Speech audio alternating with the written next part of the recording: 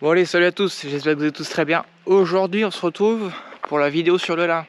Alors je sais pas si ça va être une vidéo raccordée avec la moisson ou pas, ça dépend si j'ai assez de plans. De toute façon vous avez pu voir ce défi une vidéo tous les jours pendant un mois, un peu catastrophique, j'ai pas pu vous faire trop. Là je reprends les cours lundi dans 2 jours quoi, donc je m'en vais ce soir. Donc voilà, vous n'aurez pas eu vos vidéos, la cadence elle n'aura pas été bonne pour finir, etc. Mais bon, j'ai plus rien, c'est comme ça. Et puis de toute façon, après, je me suis dit, je préfère me donner à fond dans mon travail et laisser un peu tomber de YouTube. De toute façon, je fais pas des vidéos extrêmement qualitatives pour pouvoir percer un maximum. Donc je me suis dit, tant que, entre guillemets, tant que je reprends pas l'exploitation, etc., je vais pas faire des super vidéos. Parce que je manque de technicité, je peux pas tout vous filmer parce que y a souvent des gens avec moi, etc. Donc c'est un peu compliqué de faire des belles vidéos, voilà. Mais bon, sinon j'arrive quand même à faire des belles vidéos, hein, je dis pas, mais j'aimerais bien faire mieux, mais je ne peux pas, voilà, c'est tout. Donc voilà, bon allez, aujourd'hui du coup on fait le lin, donc on a déjà bien démarré hier, on a fait presque 10 hectares à peu près. Il y aurait 300 ballots de rentrée ici. Voilà, ça fait déjà 2 travées de rempli là à côté. Voilà. Longueur comme ça, plus là, paf, sur les 2 travées en longueur, sur les 2 travées en largeur. Et il resterait à peu près allez, 4-5 hectares. Donc autant vous dire que le hangar il va être bien plein quoi. Voilà. Et puis on fait des belles bottes, hein, mine de rien. Elles sont bien formées, etc. Donc c'est vraiment pas trop mal. Bon, à part quelques problèmes de ficelage comme celle de là-haut. Hein. Ça on n'y peut rien, c'est pas de notre faute, c'est la presse qui fait mal son boulot. Mais nous on arrive à faire des belles bottes en roulant. Moi je conduis une presse avec notre voisin avec son Dutz. J'ai été mis en route hier midi. Et là j'ai bien pris le coup, donc presser du lin, il n'y a rien de bien difficile, hein, faut prendre juste un repère, après tu roules et terminé. Une fois que ça bip, tu recules, elle sort ta botte et terminé, voilà, tu reprends. Rien de bien compliqué, de toute façon je vous ferai voir, j'essaierai de vous faire voir ça au champ, parce que quand on est dans la parcelle, faut carburer quoi. Et puis il faut avoir tout fini ce soir, bon, on va largement avoir fini, hein, si on redémarre à midi, ça va aller quoi. Voilà, donc télescopique qui décharge ici avec les pics à ballot. Il décharge ici à la ferme, il reste tout le temps à la ferme. Ensuite on a les 2 plateaux, donc on a le 720 avec le littoral. On a le T7060 de notre voisin avec notre plateau bleu, plateau artisanal. Voilà, donc ça fait 2 plateaux. Il y a notre voisin qui est avec son Maxum, il charge dans les champs, avec son chargeur frontal. Et puis il y a les 2 presses, donc 2 presses de porter, un rang. Donc avec un Dutz, un TTV, alors je sais plus quel c'est le numéro. Et puis moi j'ai le 716, le notre Fendt à nous, qui va très très bien pour faire ce genre de boulot. Bon, et ben ce matin, je vais refaire mes carreaux parce qu'il est impératif d'avoir des carreaux propres pour bien voir dans la rétro. Sinon tu fais des bourrures à craquer, surtout quand tu roules à 24 ou 26 km/h.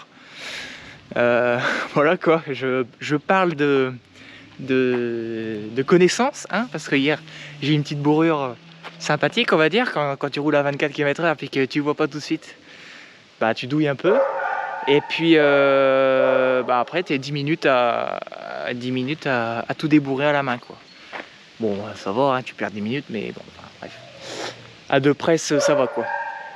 Voilà, bah du coup je vais faire mes carreaux et puis refaire un petit peu le plein de ma presse. Maxime il va se débrouiller pour faire sa presse à lui, hein. Faut pas tout lui faire non plus. Voilà, bon allez, c'est parti.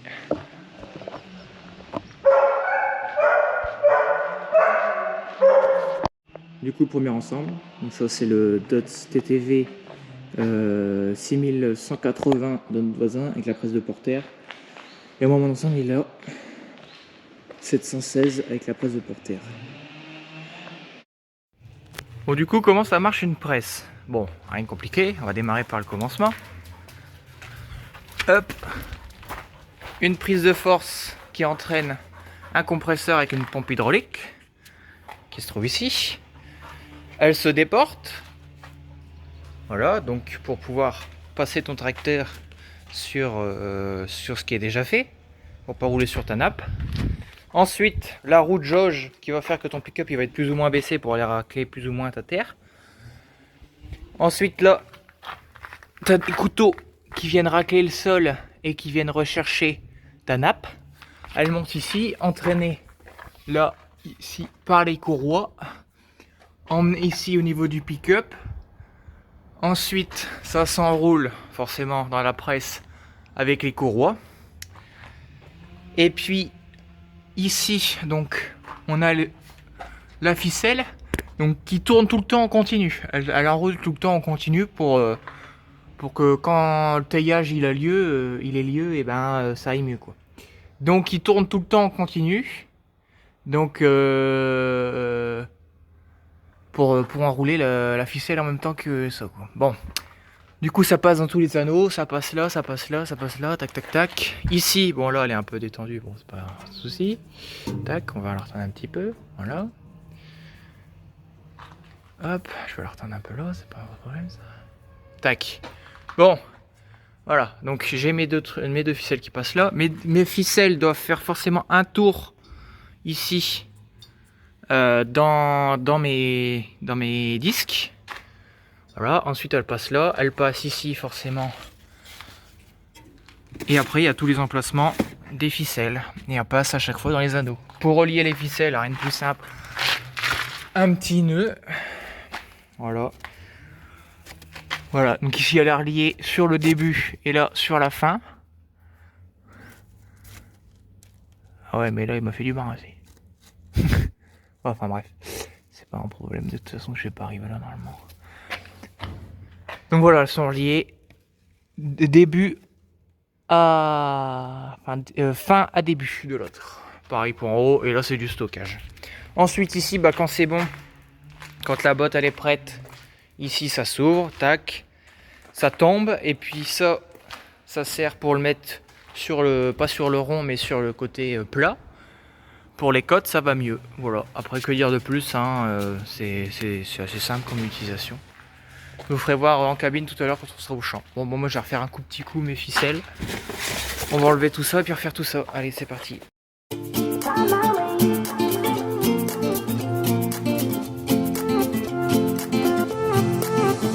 A new place, a new home, for a while, let me feel alive. Nothing to hold me back, take my time, just enjoy the ride. A new man passing by, life is good, best I've ever felt. Get me up, somewhere new, somewhere I can find myself. Oh, I feel so alive. As I reach out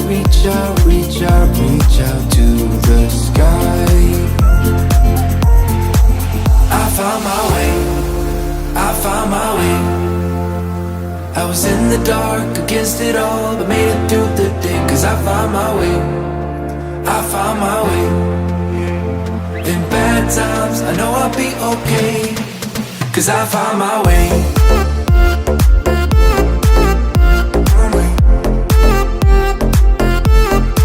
Cause I found my way.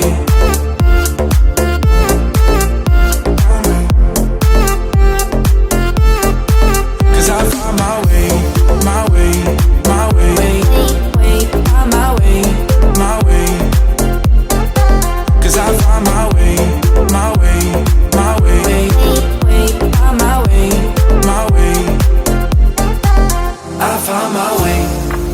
I found my way. I was in the dark against it all.